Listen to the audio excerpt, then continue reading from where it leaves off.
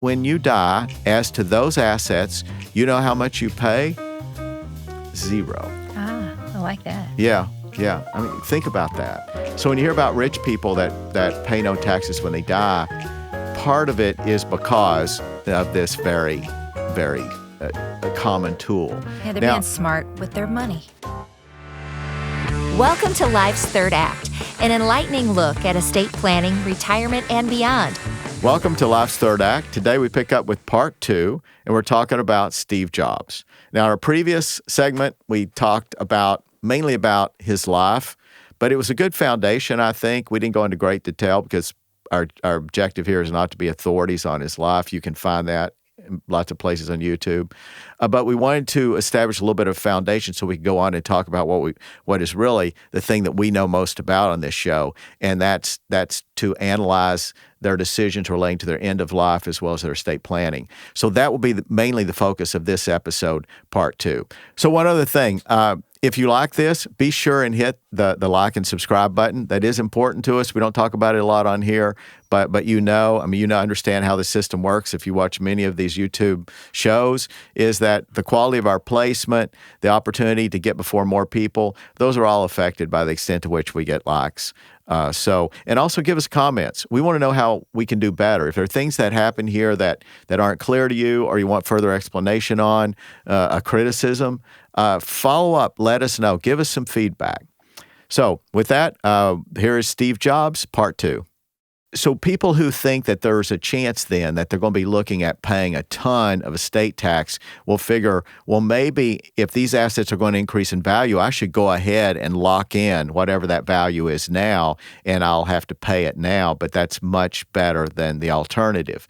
So in that case, sometimes what will happen is there will be a transfer of, call it $50 million. And you may say, oh my gosh, $50 million, they're going to pay, what, if we assume 40%, maybe call it 40%, you can see where very quickly, you're looking at a ton of money. What is that, 20 million bucks.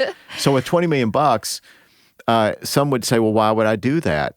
Well, the whole idea is you want to put in the trust, irrevocable trust, things hopefully at a pace in sufficient quantity over multi-years. So you do annual donation, you take advantage of some exclusions, you take advantage of lower amounts of value at the time they go in by doing it in stages.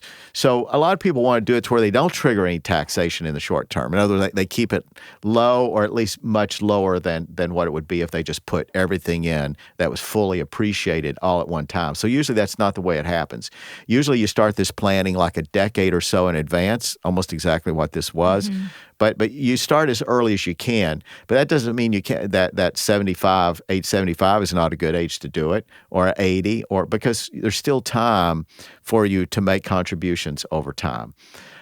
Now, in this case, I think that probably they looked first at stock. The best thing to try to move into this entity are things that you think are really going to appreciate. So when you own a small business, that's a classic example where somebody will know that, they're insiders. So it's legal. It's insider information because you know what the business will be worth, but what it's worth now is its fair market value. So in this case, it's legal to use your insider information to where you may have the confidence that you're going to scale this business to say 10x, and you're going to do it over a 5-year plan. But if you go out and ask business appraisers to assign what's its value today, they're not going to impute those plans to that business. And so in all probability, it's going to be based on historical earnings. And historic earnings, if it's a relatively new business, could mean the business is worth maybe as little as nothing. There are those businesses in those stages.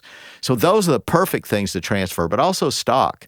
If the Apple stock, of which that was most of the estate of Steve Jobs, I think the two largest elements in his estate was the Disney stock, which he received that because I think many of you remember that he sold Pixar Pixar was the business that he started after we were talking about a while ago, after he was thrown out of Apple. I mean, really, essentially they concluded he was just great investment. he was such a mess. I mean, so disruptive and whatnot that they decided they need to behave like a conventional corporation, and he just didn't fit the bill. So they bring in a conventional CEO, this guy from Pepsi. Did we figure out his name? He was the CEO. I think he'd been the CEO of Pepsi. They brought him in to be the CEO of Apple's, and they pushed Steve Jobs out. Well, Apple didn't do too well under his reign. Bad decision. and ultimately, Steve Jobs was asked back, and then that's when Apple took off. John Scully. Scully, that's the name. So Apple stock would not have been near what it became. So that's probably a good example of planning well for your estate. So I'm sure that when they created this trust, they start immediately moving stock into it, trying to pay as little as they had to pay in gift tax with those transfers, but still, moving it. And remember, it didn't trigger any income changes. Income taxes were the same. Income taxes are utterly unaffected by this intentionally defective grantor trust, which is an irrevocable trust. Those are completely unaffected. So after this transfer, nothing changed in terms of his income tax bill. That's what's really wonderful. It was designed to fail that test of an actual transfer.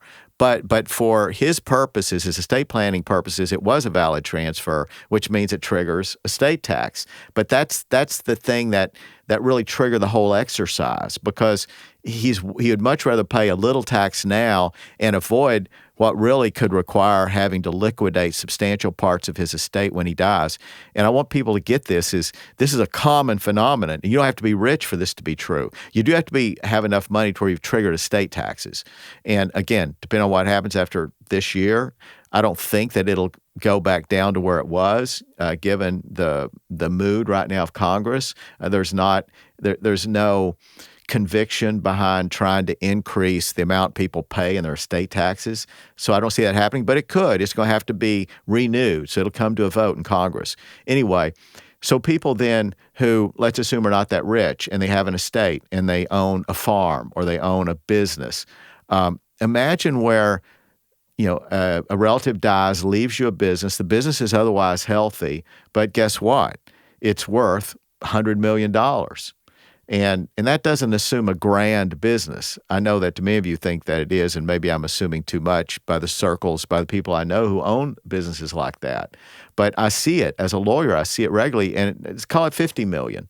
There's lots of people who who probably own some part or a majority of businesses like that. Well, depending on what the rules are, you could be in a position where you have to sell your business in order to pay the taxes, which is ironic, because when you sell it under those conditions, its value plummets.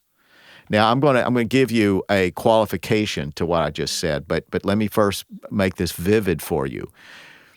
It's little consolation for you to inherit family farms, things that have maybe sentimental value, but certainly have financial value, and then be put in a position where under liquidation conditions, you have to transfer those because the impairment in value is dramatic. I mean, it's not unusual to buy 50 cents on the dollar. And a business where somebody's died and it's having to be sold that way, I'm telling you, vultures come in. It's heartbreaking because they take advantage of you. They do. I mean, they know you're in that position. And that can be true with lots of different types of assets. It can be true sometimes with intellectual property. We talk a lot about that, where you have famous musicians and others who have written music, so they have these royalties and brand and likeness and all these things that have value. And you say, well, why did they sell them so cheaply thereafter? And it's because they needed the money. So when you're looking at a 40% tax rate, you can see why it can be a catastrophic situation if you die and have to pay estate taxes. Now, again, right now, we can say, well, that's for people above $25 million if you're a couple. Okay, that is true now, but as I just suggested, don't take that for granted. And number two, some of you need to consider the prospect that you have relatives and others who you might be close to that number, over that number. So it does make sense to plan. Now let me give a qualification to what I just said.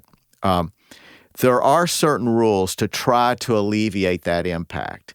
If it won't surprise you to know that the farm lobby does have an exception in the code, which I don't deal with because I don't have clients that have been farmers. So it's just now if you're a lawyer who works in a rural area or works in some parts of the Midwest, then it's much more common than it has been for me. But they will know that you do have this opportunity to pay out taxes over, say, a 10-year period.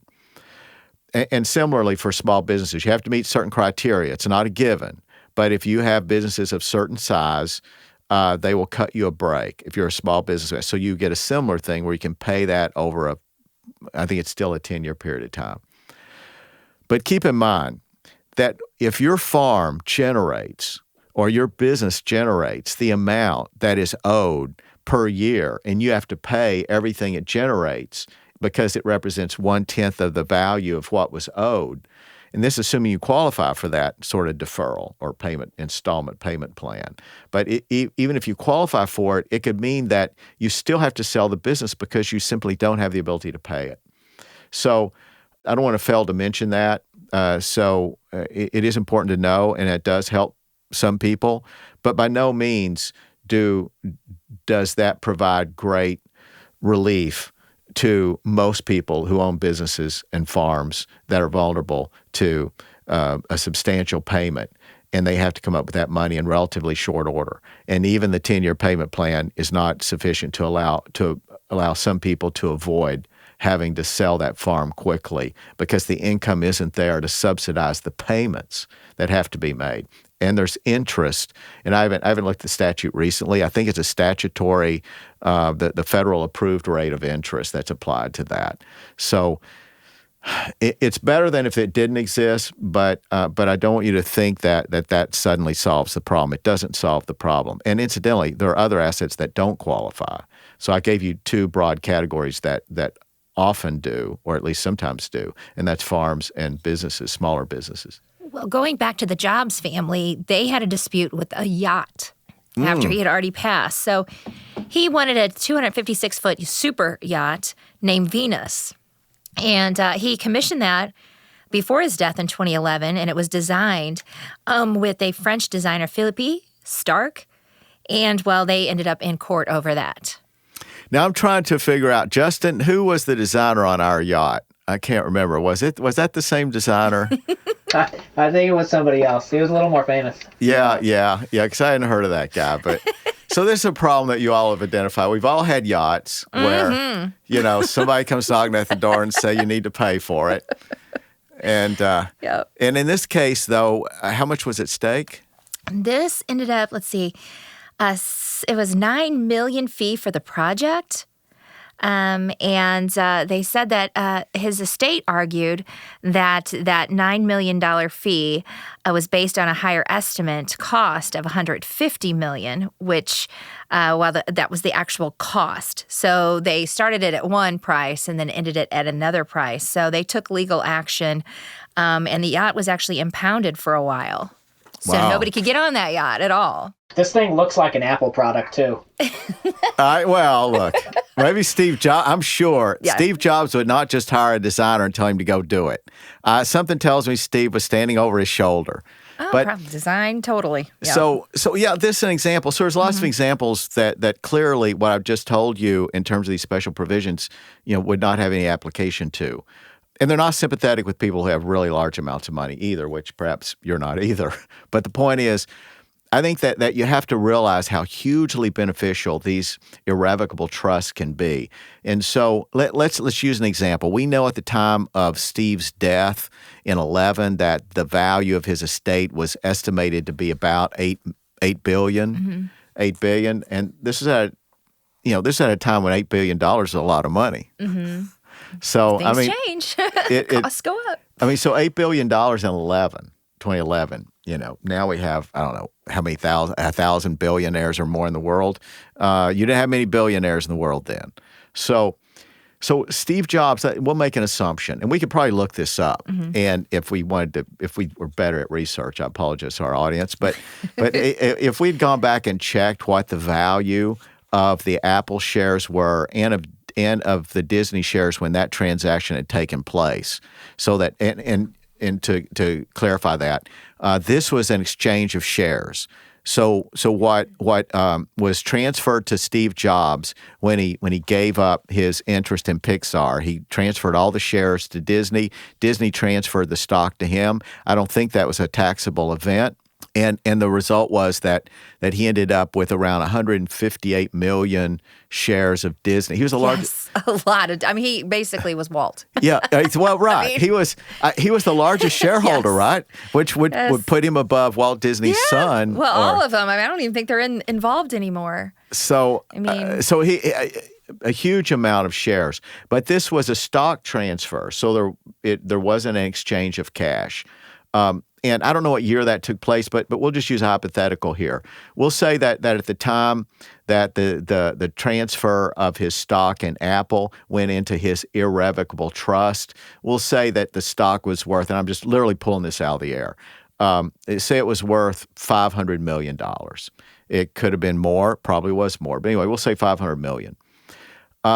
It's very conceivable that over the period from the time that was transferred, which was probably before his diagnosis, the trust was, he had done estate planning for some time because his wife had insisted on it. Yeah. Good thing. So we're confident that this transfers would have taken place after 2003, but there's a good chance that transfers occurred before. So we'll assume that the stock of Apple has gone up, 10 times? How many more products? What are they on? 16, 17? What iPhone are they on now? so if we assume 5 times, okay, we'll be more modest. So $500 million. So when it's transferred in, you lock in that in terms of your tax liability. It's locked in at the $500 million. The good news about that, and this is the point of much of everything I've said so far, is to show you why it makes a whole lot of sense often to move those assets over into a trust. The sooner the better if you're doing an irrevocable trust, is you want to be able to lock in that valuation. So that's any taxes that were paid. For example, at that time it'd be a gift tax, but it's a gift tax based on that value. And is that painful? Yes, it's painful, right? But when you have an expectation, number one, that you're going to live for another 20, 30 years, which depending on when he did this, he had that reasonable expectations. And number two, that this business, that these assets are going to appreciate in value, real estate, you can make an assumption. If you put it in most real estate in most places, you make a transfer 20 years later, you can pretty much assume that real estate's going to be worth a whole lot more. You've made money. And if you want to have confidence that we're going to continue to tax estate transfers, which I think is a fair assumption, and it's probably a fair assumption that we're going to tax them at lower levels, meaning without the high exemptions that we currently have. Given the political mood of this century, I think probably that's true. So I wouldn't do my planning based on $25 million or what would end up being $26 million with adjustments for your exemptions and exclusions. So then you make this transfer. So $500,000 in, there's the appreciation. It's $2.5 million, $2.5 billion. So think about how much was saved. So you paid 40%, was it $200 million? And I know that's a shocking number to a lot of people. And most people don't do a transfer in one fell swoop that way. They do it in segments so that they avoid the taxation maybe entirely from year to year, depending on what the exclusion number is. So little gifts here and there to multiple people that maybe, later you were going to leave it to anyway. Yeah, but I'm giving the worst case scenario. So you move it in, and many times these assets, if a couple decades go by, and when Steve Jobs, putting aside his diagnosis, if he were just doing planning as a wealthy person, he would assume that he's going to live 20, 30 years. It's a huge opportunity because the appreciation goes up so much that if he hadn't done this, let's assume that he had all of his Disney stock and all of his Apple stock in his irrevocable trust. Now, we don't know for a fact he did, but we're pretty confident because there wasn't much that was in probate. So we assume that was in there, and we assume the transfer was made before all the appreciation that occurred later in the later aughts of this century and the teens. So imagine what he would have paid. So in one case, you have $200 million, if we're talking about the Apple stock, with just my assumption of the 500 million. And then we assumed 5 times appreciation. So the 2.5 is what? 1 billion? 1 billion that you would pay in taxes. I mean, it's really steep all at once. It's shocking. It's shocking. And so, and then think of the things though that multiply more times than that in appreciation. So, and it really gets exciting when you do the transfers in a way in sufficient quantities. So you're doing it annual transfers. So you're keeping the tax that you'd have to pay along the way down very, very low. So it's really attractive then because what's the rate of return if you'd paid no taxes on it, getting it in? And then what if, for example, with today's exemptions, you move 25 million in? If we use that example, over 2 years. So that's $50 million that would have gone in tax-free. And when you have that kind of money, you're not going to miss that. Yeah. As a gift. Here, take a couple million. I mean, I don't live that lifestyle, but no, it is a safe. For them, it's easy. You're right. It is a safe assumption because at that level, you're not living on the money. I mean, it's on a shelf somewhere in some form, or it's in your business. But the point is, you probably can afford to pay the taxes more than somebody with where that was the money that they used to live from day to day. So anyway, so you can see how, depending on the asset you choose, it's not unusual to go in with no taxes, to transfer in taxes that because of the exclusions or whatnot, they just have no value. And if it's songs, intellectual property, remember the value that counts is the value at the date you did the transfer, or if you wait till you die, the date at when you die. So the incentive is look at those assets that are going to appreciate, move them into the irrevocable trust, move it in hopefully in a way that you don't pay any gift tax. And today that's pretty easy for this $25 million if you're a couple. So that's easy today. And then just expect and count on their appreciation. That means that when you die, as to those assets, you know how much you pay? Zero. Ah, I like that. Yeah. Yeah. I mean, think about that. So when you hear about rich people that pay no taxes when they die, part of it is because of this very, very common tool. Yeah, they're being smart with their money. So here's an example of something, though, that really brings out in a shocking way, and I won't get the details of this. Is Peter Thiel, check this, Justin. Peter Thiel did a transfer. What he did was a Roth IRA. So he took the stock of a company that he had formed or that he owned, and the stock had negligible value. So he bought that stock or transferred that stock into his what would have been a Roth IRA rather than a regular IRA, which means he paid taxes on its value at the time, which means he didn't pay taxes when he took it out. So when he put it in under the Roth, so tell me can you find that transaction, the VAT numbers are? As I recall, it was $5 billion that it became when he took it out, and there was no taxes. It says Peter Thiel utilized a Roth IRA to grow $2,000 investment into a $5 billion tax-free fortune. That's a good day. $2,000. That's a real good day. So now remember how a Roth works. This is just like an irrevocable trust, what we just described. You could do this with an irrevocable trust. So what he did was had his $2,000. He goes ahead and rather than have a regular IRA where you pay the taxes later, you postpone paying the taxes. The Roth IRA is where you pay the taxes on the front end, but the good news is you don't pay any taxes later. So he knew, again, this is insider information, and it was perfectly legal. I think that he fully expected that this stock would do something dramatic. He probably didn't expect $5 billion, but he probably, that's the reason he chose that asset. Those are the assets you want to choose for those sorts of estate planning decisions. And Roth IRAs are just a similar calculation. Pay taxes going in because you expect this asset to have much greater value later, and you want to avoid the taxes then. So same concept. Anyway, so Steve Jobs took advantage of that. So I think that was it left him and his wife and children with an estate that required definitely professional management. I think it's become his wife's career now to manage the estate and to manage giving it away. Is that right? Mm-hmm. And I mean, when you have the family also has set up a nonprofit. And what's that called? Emerson Collective. Yes, Emerson Collective. I wonder where Because that their name son came. Reed is a venture capitalist, and that's what he does. So again, they didn't leave the kids high and dry, because I have a feeling Reed is getting paid to work for Mom. Oh, yeah. And it's probably not like a regular pay, like it's $30 an hour. I have a feeling it's a lot more than that. Just my guess on that. But she is estimated in 2025 today to be worth between $13.8 billion and $14.7.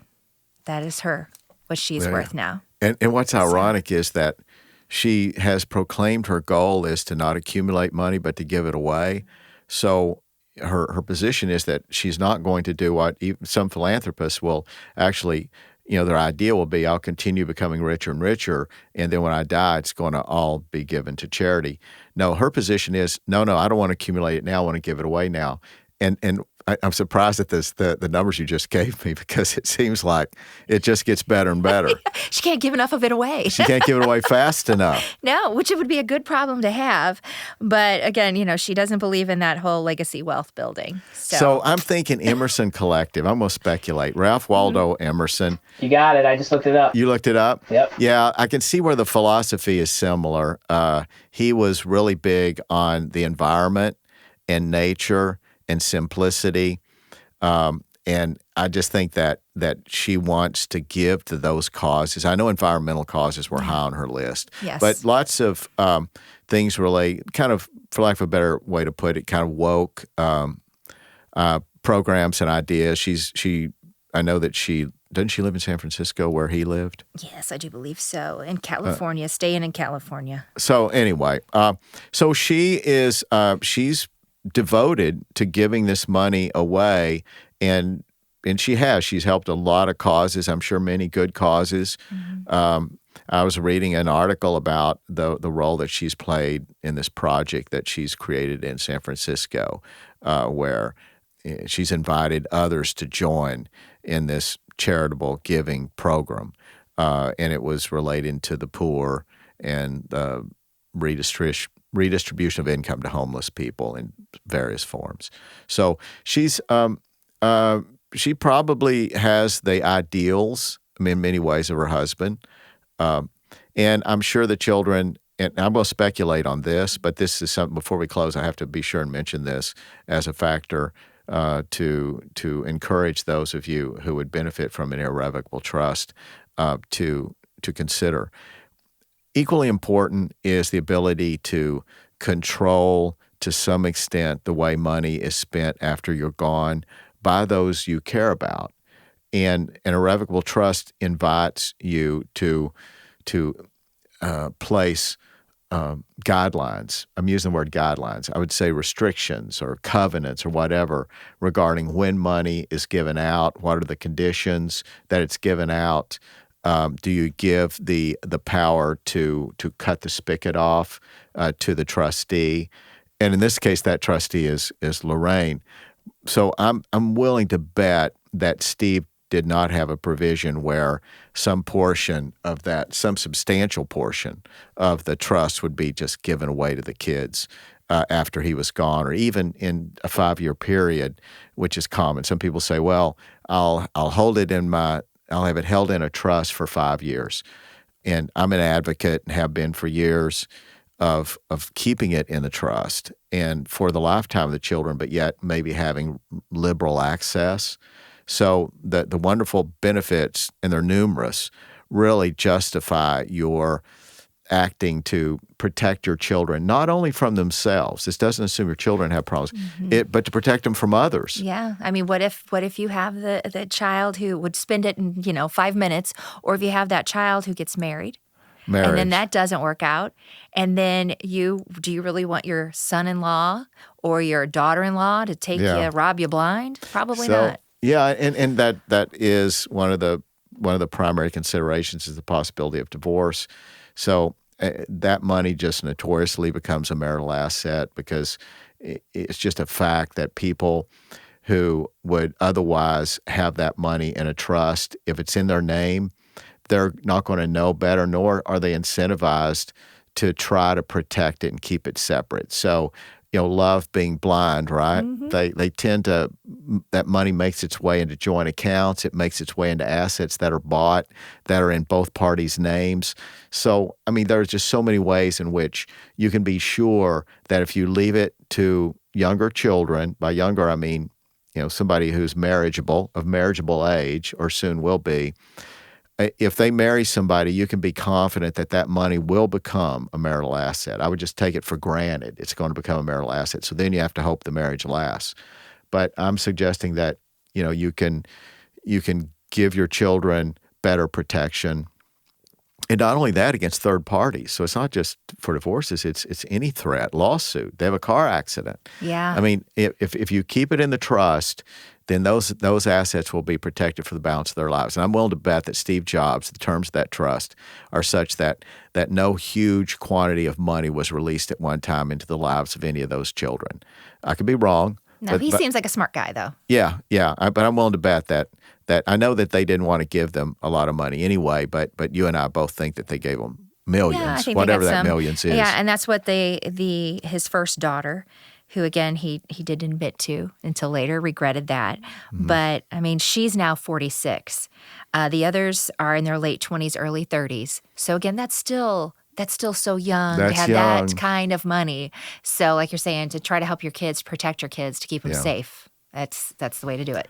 And it becomes a question whether you do that to the wife, I would argue, or the spouse. Often the wife, statistically. Men tend to die earlier. So in that case, some people would advocate having those restrictions on the surviving spouse, whichever one it is, because it has the same benefits we just described. But some feel that no, it's not appropriate to try to protect that person from themselves. You can protect them from third parties, but not from themselves. And I get that. It seems a little paternalistic. We would expect to do that for our children, but often some estate planners find that that's not a very appetizing idea to couples in estate planning.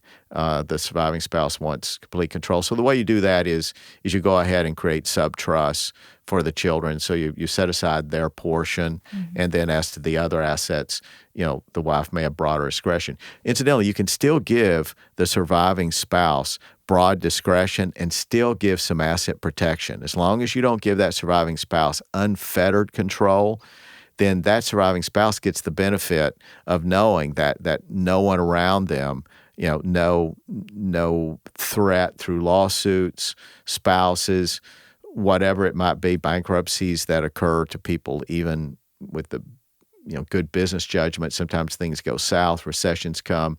So those assets would never be at risk, whatever happened to that spouse. So it is a favor to the spouse to have some language that preserves the asset protection piece, but at the same time gives them that discretion that they want to have.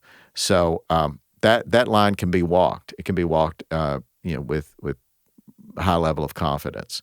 So anyway, I hope this has been helpful to you, and I don't think I said anything here that had you all saying, I don't understand that, that's so complicated or so technical.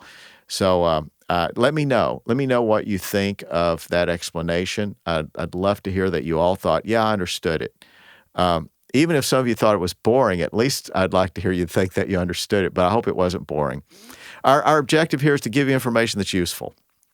And all the information is not useful to everybody, but we hope that for everybody who watches, more often than not, it's useful for you. So with that said, until next week, this has been another episode of Life's Third Act. Take care. We hope you enjoyed Life's Third Act, sponsored by Cordell & Cordell, your advisors for estate planning and beyond. Subscribe and join us weekly for thought-provoking discussion and topics exclusively focused on estate planning and your financial future. Discover more at CordellCordell.com. The choice of a lawyer is an important decision and should not be based solely on advertisements.